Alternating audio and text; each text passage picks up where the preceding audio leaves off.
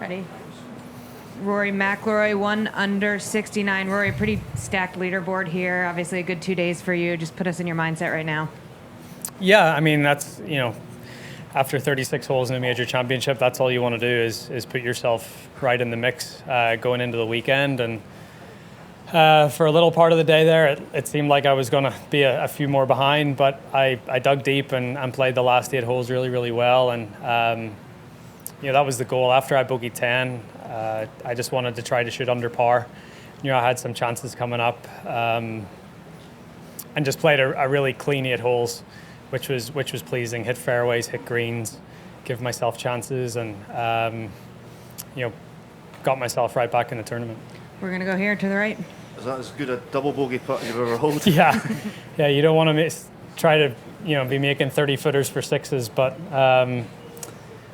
I got it in the least amount of strokes possible in that hole after what happened, and I made 2 bad swings today. I made a bad swing on the second shot on 3, and I made a bad swing on the tee shot on 10, and limited the damage as much as I could. I mean, those 2 holes cost me 3 shots, but I stayed patient, and I knew I was going to give myself chances if I just hit the ball the way I have been hitting it.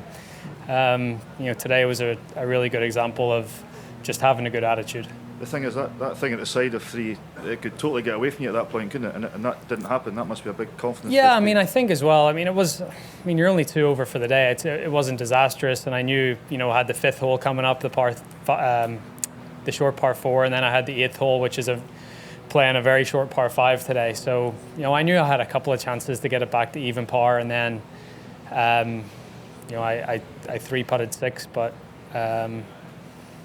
I knew I was going to have chances, so I didn't panic. I didn't do anything stupid. I didn't force anything, and I was rewarded with that patience, by playing a really good, back 9. We'll stay here on the right with Alex. You showed off some pretty good speed on the 17th hole, running up to the green. Was that about? I've got more. I've got more than that. I got way Talk more about than that decision to run up there. That was pretty fun. Austin Xander's caddy said, "Do you mind if I go up and mark your ball?" And I was like, "Well, stay with him. I'll go and do it." So, Xander's a pretty good wedge player. So if that ball was in his way, happy to go up and mark it for him. And he hit a great shot after that to a couple of feet and made birdie. So You're on your left, Dylan. Yeah, you're 1 shot back. Obviously a stacked leaderboard, but right in the mix. Like, how do you feel about your position heading to the weekend? I feel good.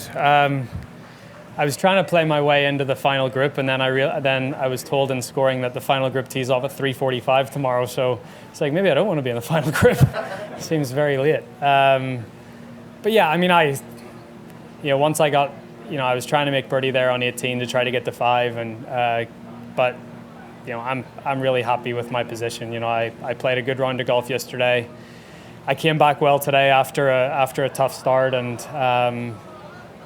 Right in the mix. Couldn't be any happier. What do you expect from the golf course this weekend?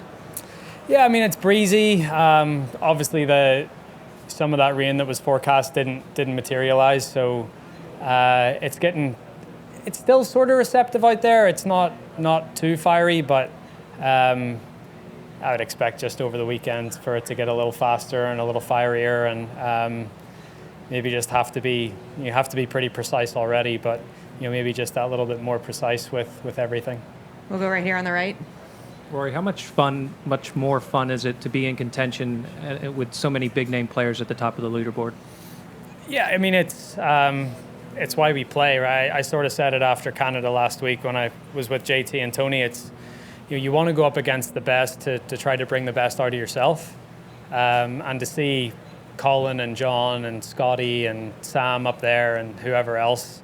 That's what major championship golf's all about. That's what competition's all about. I certainly don't want it to be easy. I want guys to go out and shoot 65, so I have to go and shoot 64. I mean, that's competition, and that's at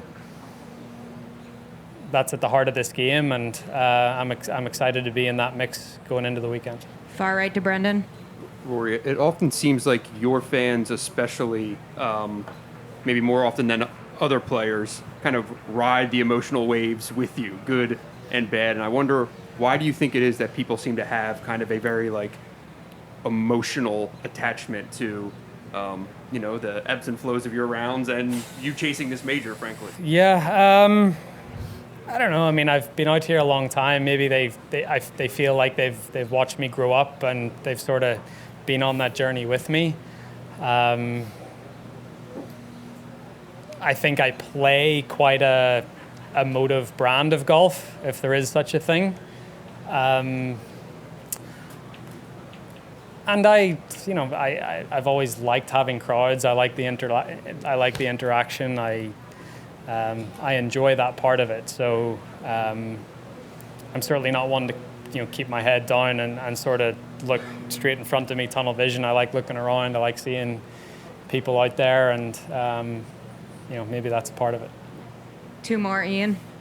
Hey, Rory, obviously nobody else on at the top of the leaderboard has won 4 majors like you have. On the other hand, it's been nearly 8 years since you won number 4. So does the positive thought still overwhelm that negative reality, or do they sort of balance each other out? Yeah, I mean, I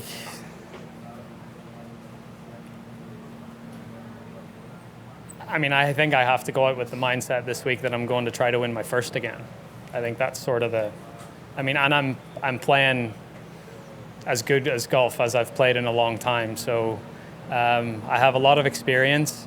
Yes, I've won major championships and other big events, and but I don't think just because I've done that, it doesn't mean that I'll hit better golf shots or I'll hit better putts. I mean, I'm in a good place. I'm really happy with where my game's at, and I think that's the most important thing.